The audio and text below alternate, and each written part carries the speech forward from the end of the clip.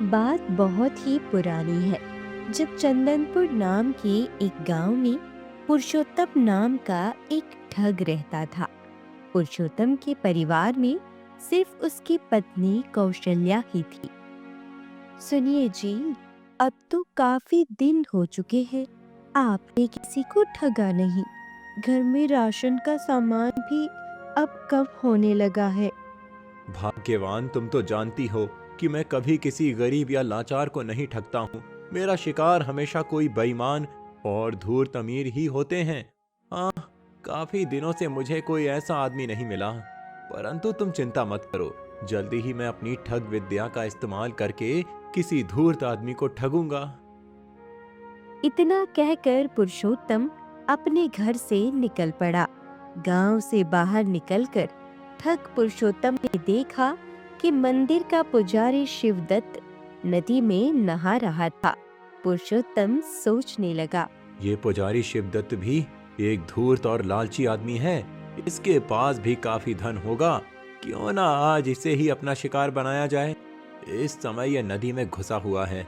इसके कपड़े नदी के किनारे पर ही रखे हुए हैं। अगर मैं इसके कपड़े ले लूं तो थोड़ा बहुत धन तो मिल ही जाएगा। यह सोचकर वह दबे पांव नदी के किनारे पर पहुंचा और जैसे ही पुजारी के कपड़े वह उठाने लगा तो पुजारी ने उसे देख लिया। पुजारी बोला, अरे पुरुषोत्तम, तुम मेरे कपड़े क्यों उठा रहे हो? क्या कपड़े लेकर भागने का इरादा है? पुजारी जी, आपके लिए तो मेरे मन में बहुत ही इज्जत है। जब मैं यहाँ से गुजर रहा था तो मैंने आपके कपड़े जमीन पर रखे हुए देखे। मुझसे रहा नहीं गया। मैंने सोचा कि जब तक आप नदी में स्नान कर रहे हैं तब तक मैं आपके कपड़े अपनी गोद में लेकर बैठ जाता हूँ। पुरुषोत्तम, मैं अच्छी तरह से जानता हूँ कि तुम एक ठग हो। मैं तुम्हारी बातों में आने वाला नहीं हूँ, इसीलिए तुम्हारी भलाई इसी में है कि तुम चुपचाप यहाँ से चले जाओ। अरे अरे पुजारी जी, आप तो बहुत गर्म हो रहे हैं। अगर आपका ऐसा आदेश है तो मैं अभी के अभी यहाँ से चला जाता हूँ। फिर पुरुषोत्तम वहां से चल दिया। अभी तो पुरुषोत्तम वहां से कुछ कदम आगे बढ़ा ही था कि उसके दिमाग में एक विचार आया। आखिरकार पुजारी मुझे नदी किनारे से क्यों भगाना चाहता था? लगता है कुछ गड़बड़ है। मुझे झाड़ियों में छिपकर देखना चाहिए। यह सोचकर वो एक पेड़ के पीछे छिप गया और फिर छिपकर देखने लगा। कुछ ही देर के बाद पुजारी नहा धोकर नदी के बाहर निकल आया। पुजारी ने अपने भीगे वस्त्र बदले और फिर अपने बालों की जटाएं उसने खोल दी। पुरुषोत्तम ने देखा कि पुजारी के भीगे बालों में से स्वर्ण मुद्राएं नीचे गिर रही थी। यह देखकर वह सोचने लगा, अरे ये क्या चक्कर है? पुजारी अपने धन को जटाओं में छुपा कर रखता है। जब पुजारी की जटाओं में से स्वर्ण मुद्राएं निकलना बंद हो गई तो पुजारी उन्हें गिनने बैठ गया। वह बोला, ये तो पूरी 40 मुद्राएं हैं। इसका मतलब तो ये है कि एक भी स्वर्ण मुद्रा इधर से उधर नहीं हुई। अब इन्हें वापस अपनी जटाओं में छुपा लेता हूँ। पुरुषोत्तम सोचने लगा, इसका मतलब तो ये हुआ कि पुजारी शिवदत्त के पास बहुत सारा धन है, मगर ये आवश्यकता से ज्यादा चालाक है। तभी तो इसने अपनी सारी स्वर्ण मुद्राएं अपनी जटाओं में छुपा रखी हैं। लेकिन जैसे भी हो, मुझे इन स्वर्ण मुद्राओं को हड़पना ही होगा। जैसे ही पुजारी वापस मंदिर की तरफ चल दिया, जब वह मंदिर के पास पहुंचा तो पुरुषोत्तम भी उसके पीछे वहीं पर पहुंच गया और कहने लगा, पुजारी जी, मैं आज से ही अपनी ठगी का धंधा छोड़ना चाहता हूँ और इस काम में आपको मेरा सहयोग करना होगा। भला मैं इस काम में तुम्हारा क्या सहयोग कर सकता हूँ पुत्र? पुजारी जी, ठगी का धंधा छोड़ने के इस अवसर पर मैं आपके द्वारा अपने घर में सत्यनारायण जी की कथा करवाना चाहता हूँ। इसीलिए आप मेरे साथ इसी समय मेरे घर चलिए और सत्यनारायण जी की कथा संपन्न करवाइए। पुरुषोत्तम की बात सुनकर पुजारी सोच में पड़ गया। ये पुरुषोत्तम तो बहुत बड़ा ठग है। भला ये ठगी का धंधा क्यों छोड़ने लगा? लगता है ये मुझे अपने जाल में फंसाना चाहता है। परंतु मैं भी कम नहीं हूँ। मैं भूल कर भी इसके साथ इसके घर पर नहीं जाऊंगा। इस समय मैं कोई बहाना बनाकर इसे यहाँ से टाल देता हूँ। पुरुषोत्तम, तुम ठगी का धंधा छोड़ रहे हो, ये जानकर तो मुझे बहुत खुशी हुई। मैं तुम्हारे साथ तुम्हारे घर पर भगवान सत्यनारायण जी की कथा करने के लिए अवश्य चलता। लेकिन मुझे दुख है कि मैं तुम्हारे साथ आज नहीं आ पाऊंगा। लेकिन क्यों पुजारी जी? पुरुषोत्तम, मैंने एक संकल्प लिया है। मैं 1 महीने तक नदी किनारे पर यज्ञ करूंगा। मेरा सारा दिन तो यज्ञ करने में ही निकल जाता है। अब मैं यज्ञ छोड़कर कैसे आ सकता हूँ? अच्छा, तो ये बात है। लेकिन पुरुषोत्तम भी कम नहीं था। वह मन ही मन कुछ सोच कर बोला। पुजारी जी, 1 महीने की कोई बात नहीं है। मैं 1 महीने बाद आपसे अपने घर में कथा करवाऊंगा। तब तक मैं 1 महीने बीतने का इंतजार करूंगा। ठीक है पुरुषोत्तम, जैसी तुम्हारी मर्जी। इसके बाद वह दोनों अपने अपने घर चले गए। जब पुरुषोत्तम अपने घर पहुंचा तो उसकी पत्नी कहने लगी, क्या हुआ जी? आप खाली हाथ ही घर लौट आए? ये क्या बात है कौशल्या? मैंने तुम्हें कहा था ना कि मैं किसी धूर्त और लालची आदमी को ही ठगूंगा। हाँ, ये काम जरा मुश्किल है, लेकिन असंभव नहीं। इस काम को करने के लिए मुझे 1 महीने का समय लगेगा। 1 महीने बाद मैं तुम्हें दिखाऊंगा कि मेरी ठग विद्या किसी से कम नहीं है। ठीक है स्वामी, मैं आपको 1 महीने का समय देती हूँ।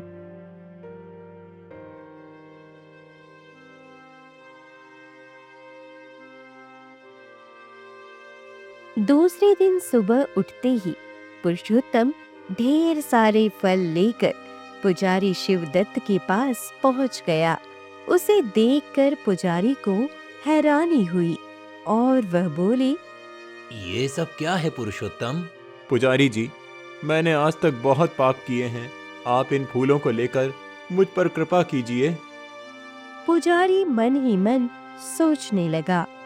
मैं तो समझता था कि ये पुरुषोत्तम बहुत ही चालाक और धूर्त आदमी है, लेकिन ये तो बिल्कुल मूर्खों वाली बात कर रहा है। बिना वजह ही इतने सारे फल लेकर आया है।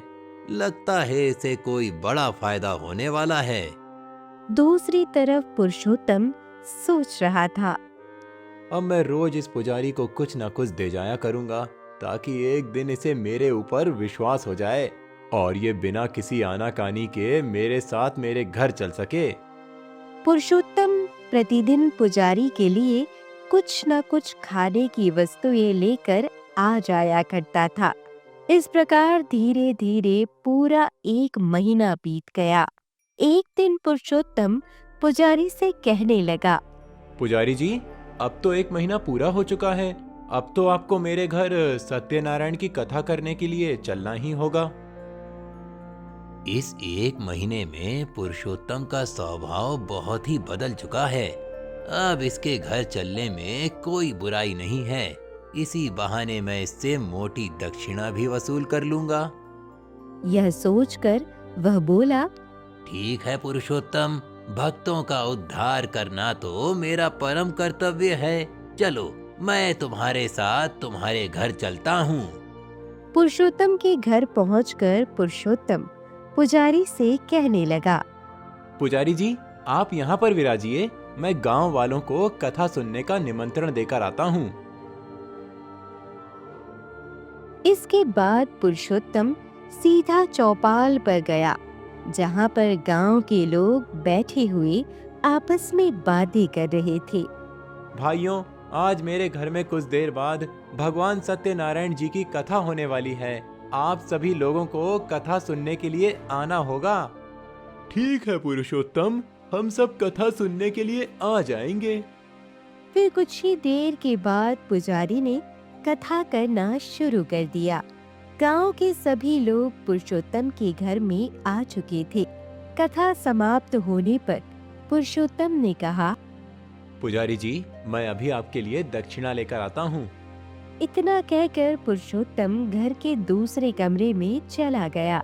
कुछ ही पलों के बाद वह चिल्लाता हुआ वापस लौटा और कहने लगा, हाय हाय कौशल्या, मैं तो लुट गया, बर्बाद हो गया।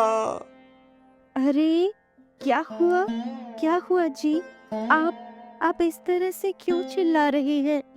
कौशल्या, मैंने कुछ देर पहले संदूक में 40 स्वर्ण मुद्राएं गिनकर रखी थी, लेकिन वो स्वर्ण मुद्राएं संदूक में नहीं हैं। उसकी पत्नी हैरान होते हुए कहने लगी, क्या? आखिर ऐसे कैसे हो गया? हाँ कौशल्या, मालूम नहीं वो स्वर्ण मुद्राएं कहाँ चली गईं। कहीं तुमने तो नहीं ली? नहीं जी, मैं भला स्वर्ण मुद्राएं क्यों लूंगी?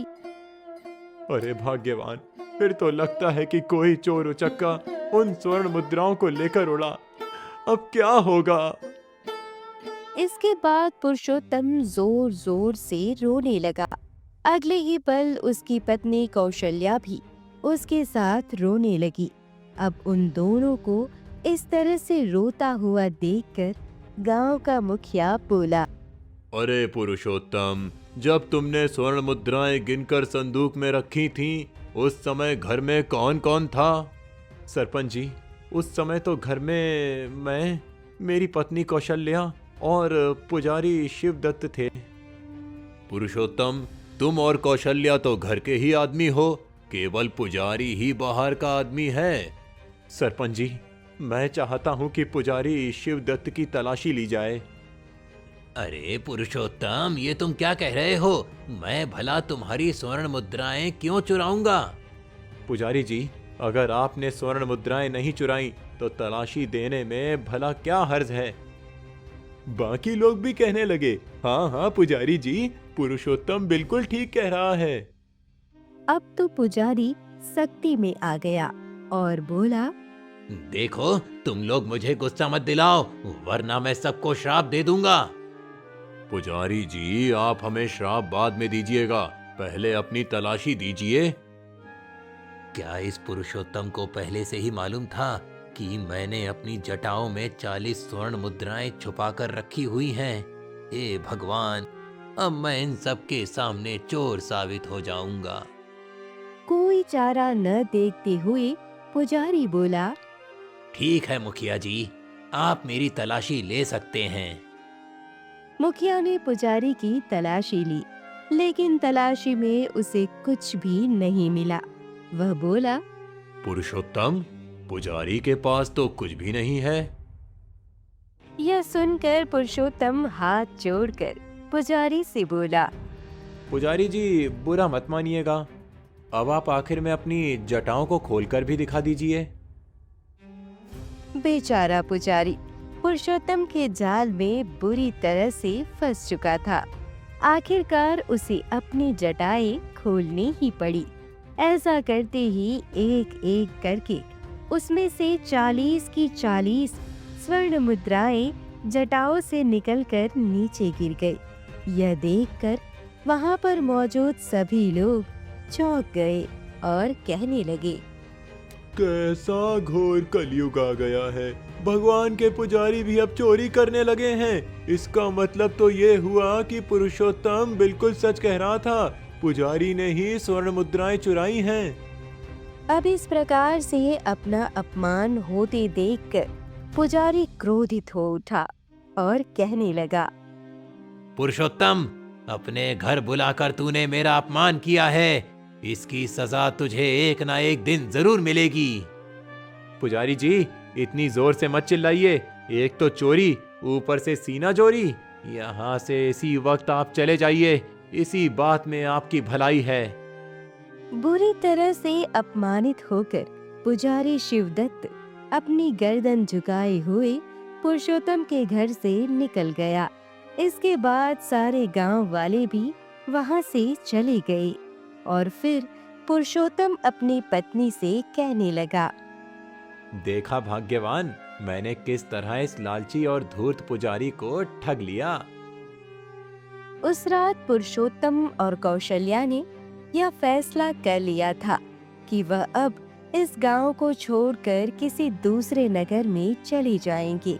यह सोचकर उन्होंने अपना कीमती सामान और 40 स्वर्ण मुद्राएं एक पोटली में बांधी और रातों रात वह गांव छोड़कर चले गए। चलते चलते पुरुषोत्तम और उसकी पत्नी वहां से बहुत दूर एक दूसरे नगर में जाकर बस गए। किस्मत का करना ऐसा हुआ कि बुढ़ापे में आकर उसके यहाँ पर एक एक करके 2 बेटों ने जन्म लिया। दोनों पति पत्नी ने अपने बच्चों का पालन पोषण किया। समय बीतने के साथ साथ उसके दोनों बेटे अब जवान हो चुके थे और पुरुषोत्तम भी काफी बूढ़ा हो चुका था। अब उसके हाथ पैर के साथ साथ उसका दिमाग भी कमजोर होता जा रहा था। इसलिए उसे हमेशा अपने बच्चों के भविष्य की चिंता लगी रहती थी। एक दिन की बात है, उसने अपने दोनों बेटों को अपने पास बुलाया और उनसे कहा, मेरे बेटों, आज तुम दोनों मेरी बातों को ध्यान से सुनो कि ठग विद्या मेरी पुश्तैनी जायदाद है। मेरे दादा परदादा और मेरे बाप सभी ऊंचे दर्जे के ठग थे। उन्होंने कई तरह की ठगी करके अपने खानदान का नाम रोशन किया, परंतु हमारी ये परंपरा रही है कि हमने हमेशा धूर्त, मक्कार और लालची लोगों को ही ठगा है, जैसे कि साहूकार, जमींदार। लेकिन हमने कभी भी किसी गरीब का हक नहीं मारा। मैं चाहता हूँ कि तुम भी हमारा खानदानी नाम रोशन करो, लेकिन अफसोस की बात तो ये है कि तुम दोनों ने अभी तक इस तरफ कोई ध्यान ही नहीं दिया। मैं तो इसी चिंता में घुला जा रहा हूँ कि मेरे मरने के बाद तुम दोनों का क्या होगा। हमारी खानदानी ठग की परंपरा को कौन संभालेगा? तब बड़ा बेटा चिंतामणि कहने लगा, बापू, आप बिल्कुल भी चिंता मत कीजिए। मैं आपको 1000 बार कह चुका हूँ कि अपनी परंपरा को हम आगे बढ़ाएंगे, इसी तरह से अपने खानदान का नाम रोशन करेंगे। लेकिन मुझे तो तुम दोनों निकम्मे लगते हो। तुमसे मुझे कोई उम्मीद नहीं है। अगर ऐसी बात है बापू, तो कल सुबह ही मैं काम पर जाऊंगा। आप मुझे बस कुछ रकम दे देना। पुरुषोत्तम ने रुपयों की एक थैली चिंतामणि को दी और कहा, इसमें 100 चांदी के सिक्के हैं, इन्हें ले जाओ और कल सुबह अपनी शक्ल मत दिखाना। तब तक लौट कर मत आना जब तक कोई बड़ा कमाल ना कर लो। अगले दिन सुबह होते ही चिंतामणि घर से निकल गया। वह बाजार पहुंचा। उन दिनों सस्ते का जमाना था, इसलिए 100 सिक्कों में उसने एक घोड़ा खरीद लिया। अब वह सोचने लगा, बापू ने कहा था कि कभी किसी गरीब या दुखी को नहीं ठगना है, तो फिर क्यों ना मैं इस राज्य के सबसे धनवान आदमी यानी कि हमारे राजा को ही ठग लूं।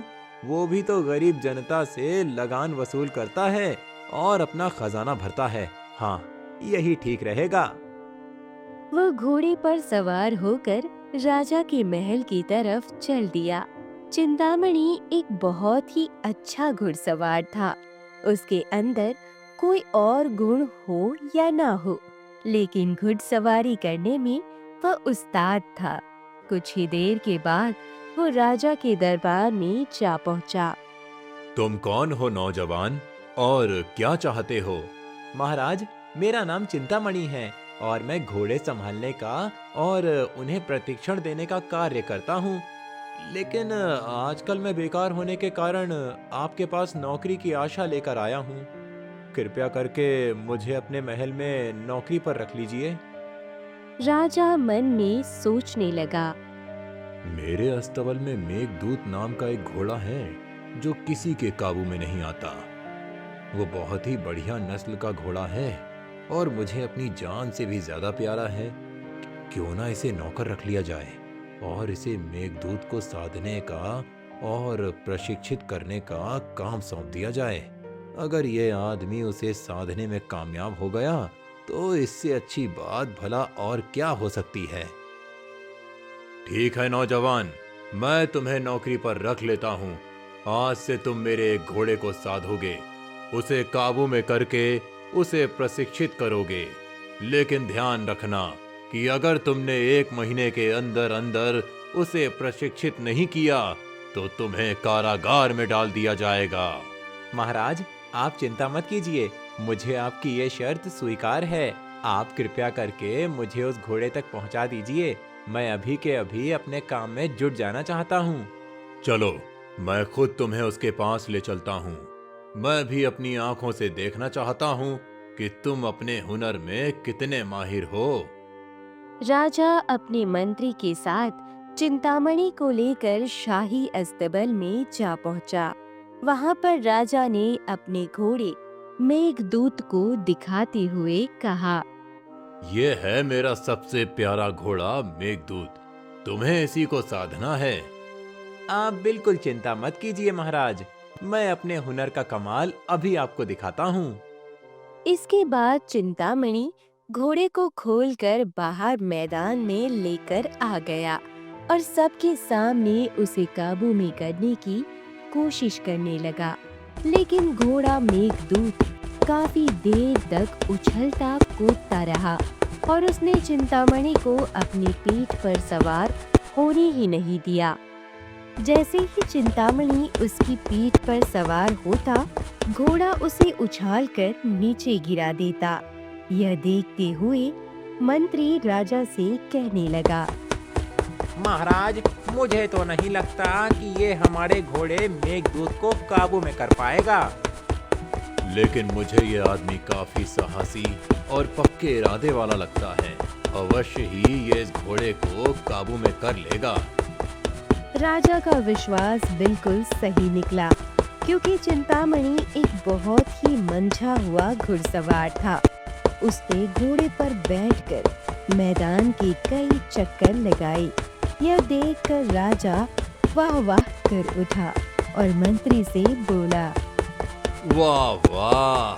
क्यों मंत्री जी, मैं ना कहता था कि ये एक बहुत ही अच्छा घुड़सवार है।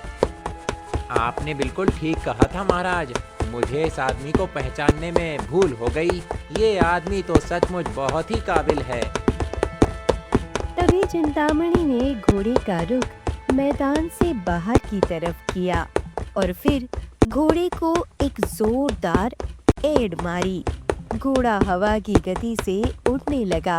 यह देखकर मंत्री बोला, अरे, वो तो घोड़े को कहीं लेकर जा रहा है। महाराज, मुझे तो लगता है कि वो घोड़े को चुरा कर ले जा रहा है। अवश्य ही ये कोई ठग या चोर होगा।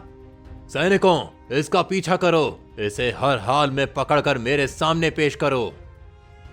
सैनिक उसके पीछे दौड़े, परंतु चिंतामणि का घोड़ा हवा की रफ्तार से उड़ता हुआ उनकी आंखों से ओझल हो गया।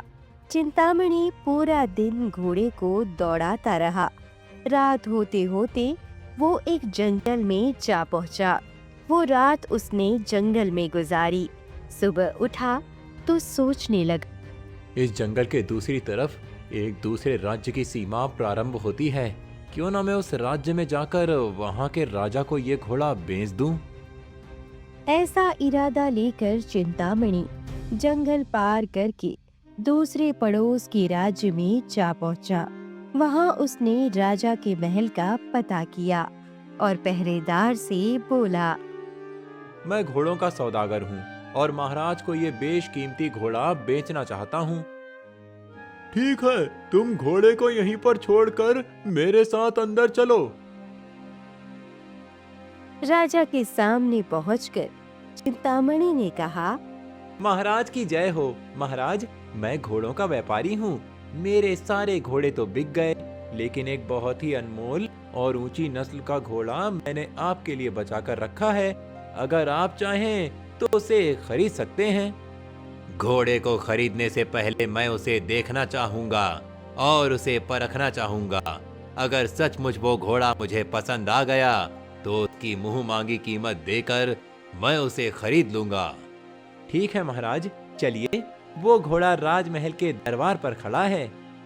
इसके बाद वे दोनों महल के दरवाजे पर आ गए। राजा ने चिंतामणि के द्वारा लाए गए उस घोड़े मेघदूत को देखा। घोड़े की नस्ल और उसकी कद काठी को देखकर राजा बहुत ही प्रभावित हुआ।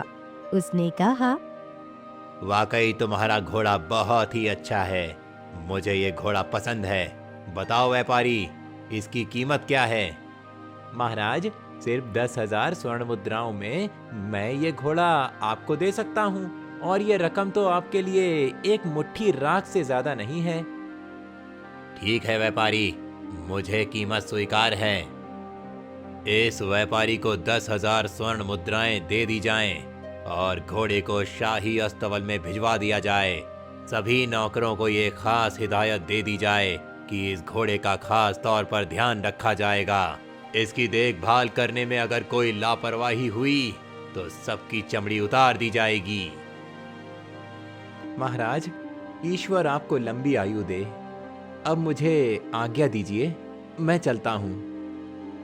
उसके बाद चिंतामणि 10,000 स्वर्ण मुद्राओं की थैली लेकर राजा से बोला और फिर चिंतामणि वह धन लेकर अपने पिता और अपने भाई के पास पहुंचा।